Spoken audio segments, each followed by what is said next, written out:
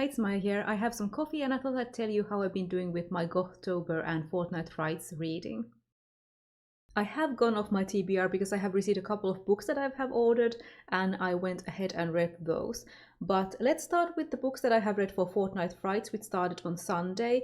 So that one I haven't finished a lot for yet, but I have finished two things. I had to go and run some errands in the city, so I bought and read Elizabeth Gaskell's The Old Nurse's Story for the short story prompt. So this one has two stories, The Old Nurse's Story and Curious If True, I think that was called. Yeah, and the first story is like this Victorian ghost story where a nanny and a little girl move into this big mansion where only a couple of servants and this very old lady live, and then there's some past secrets, and it was a very atmospheric and fun Victorian Gothic read. And then the next one was about this party in which some fairy tale characters were gathering. It was kind of fun, but it didn't really do anything. That sort of the premise was the whole point. So that one was for the short story prompt.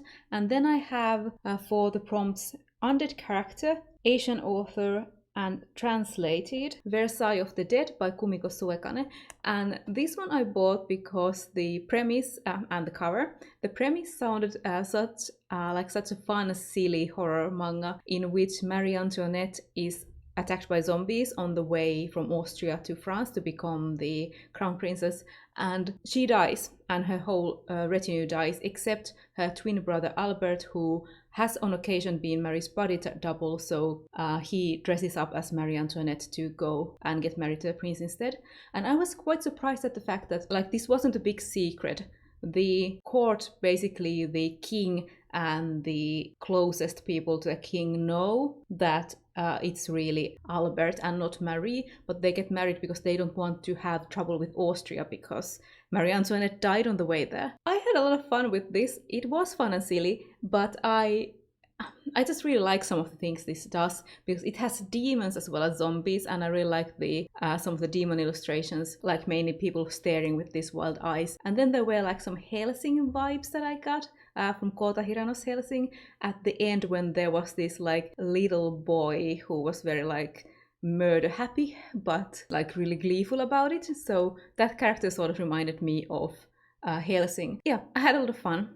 I was pleasantly surprised, but now this means that I have to keep buying this, and my manga shelf is full, so I don't know where I will collect these. As for the Gothtober readathon, the one thing from my TBR that I have finished is Pet by Akwaeke Emezi, and that one could go for the prompts BIPOC author, LGBTQ+, and I think that's basically it. And that one is about this young girl whose mother's painting of this creature comes to life, so the creature rises from the painting, and together they, the two of them, will hunt a monster from the city, which is said to not have monsters. Sort of evil has been eradicated from, it's basically our world in the future, it seems. So evil has been eradicated, there are no more monsters, but it seems like there are. And I really enjoyed the main character, Jam, and I also really enjoyed Pet. Pet is the name of the creature. I really liked the visuals of Pet, and it was a good read. So like I said, I've been going off my TBR and I've been reading books that arrived to me that I had ordered.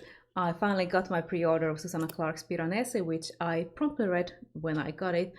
I really enjoyed it. It's about this man who lives in this house, which is like the whole world to him.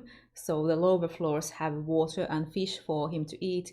Then there's the middle floor where he lives, and then there's the upper floors where there's rain. So he gets drinking water from there.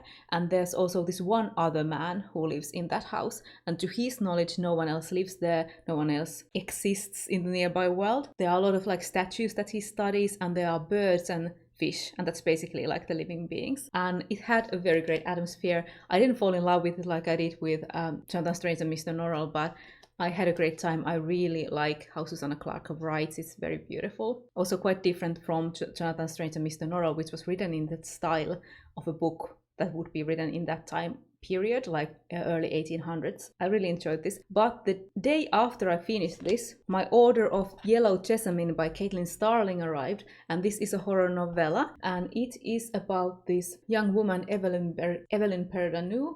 She's a shipping magnate. She controls the dying city of Delphinium, so there's been like a military coup, and the surrounding areas have all been taken over, but there's this one city that's still fighting back, but sort of it's dwindling. They're having less and less food coming in, and I think the city is gonna fall at any time. So Evelyn has a lot of secrets, and then there's this curious being who seems to arrive to the city and want to talk to Evelyn. And I really like the atmosphere of whenever that creature was around, especially in the first half of the story, but then the last half sort of lost me. But I think this could have fulfilled the challenge for Gothtober. Yeah, there's a grey morality challenge that I think this might fit. So I have another book from Caitlin Starr that I haven't read. I have The Luminous Dead, and I still have high hopes for that.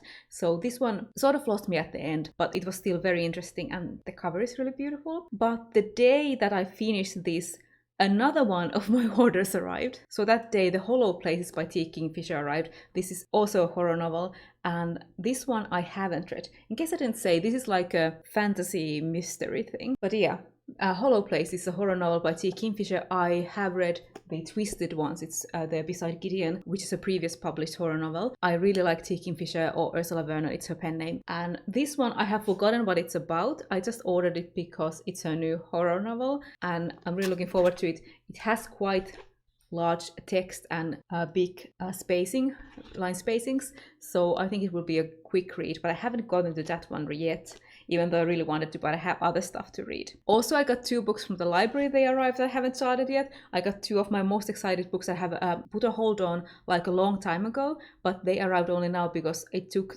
this long for the library to receive the copies that they have ordered.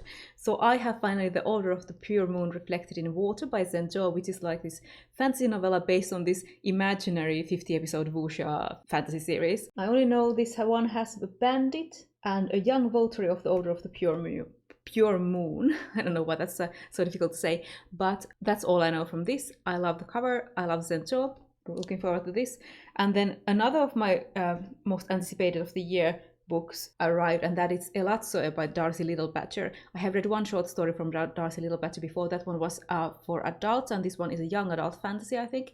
And I really like that short story, so I'm looking forward to this. This one has illustrations by Rowena Kai, who has done this cover, who is one of my favorite artists, like book illustrator, book artists currently. And the illustrations are these little spot illustrations, like at the start of the chapters, you know. I don't think you can see them, but you know, these small things when the chapter starts. So this is a young adult fantasy about a Lipan Apache girl who I think can talk to the ghosts of animals. As you can see, there are like ghost dogs on the cover. This America has been shaped dramatically by the magic, monsters, knowledge and legends of its peoples, those indigenous and those not. The main character's cousin has been murdered, so I think she will be looking into that. So that's basically been what I have been reading and what I have been hauling and getting from the library. So now what I am currently reading, I am reading 2 larger books, but really slowly. I've been reading these for a while. So I'm on chapter 12. So this much I have read of Angel of the Crows by Catherine Addison, which is a Sherlock Holmes retelling, where the Sherlock character is an angel. Watson has so far been pretty much a similar character to his name in this one is Doyle, I think after Arthur Conan Doyle, but he has like this supernatural twist to him as well. It's been such an easy read so far, even though there's like murders, of course, that they are looking into. Some supernatural murders might be as well, and I like how it incorporates angels into it. It's just been really easy to read. I have just been reading so many things that I haven't been able to focus really on that. And then the other big book that I'm reading is Tamsin Muir's Harrow the Ninth, which I'm also really enjoying because I love Harrow. This is the sequel to Gideon the Ninth, which I also loved, but I think Harrow was my favorite character from that. And I'm also in chapter 12 of this, so a bit over 100 pages I have read of this. I'm in part 2, where part 2 begins, so I hope I can focus on one of these soon. These both, I think, fit prompts for Gothtober, but I don't remember which, and I'm not gonna look right now. And then next I'm going to start for Fortnight Frights on my Kindle. I'm gonna talk about this beautiful Kindle case that I just bought also. My Kindle is here, and I'm gonna start Stephen Graham Jones's Mapping the Interior, which is a horror novella. And in this one there's a boy who travels or walks in his house at night following this figure that he saw going through a doorway. I've been wanting to read that one for a while, and that one was for the indigenous prompt in with Fortnite Frights, I think. So apart from the books that I ordered that have arrived this month, I have also ordered this beautiful book sleeve from the Etsy shop Luna and Lore, and I ordered the smallest size. It fits my Kindle. I was planning to order a larger size that would fit these sort of paperbacks, so the size that is one bigger than this.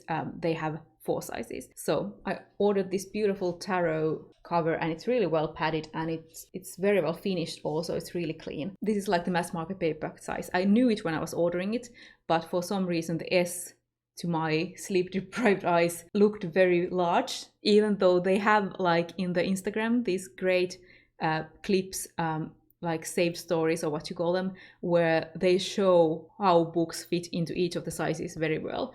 But I still ordered the smallest one, so now it's my Kindle cover and I love it. But I think I will want to order a larger one as well. I'm not sure if I want to order the same print or a different one, but I just love this print. So that's what I've been reading for the readathons and off my TBR. I hoped, or had hoped, that I would have finished one of the bigger books already, but I haven't.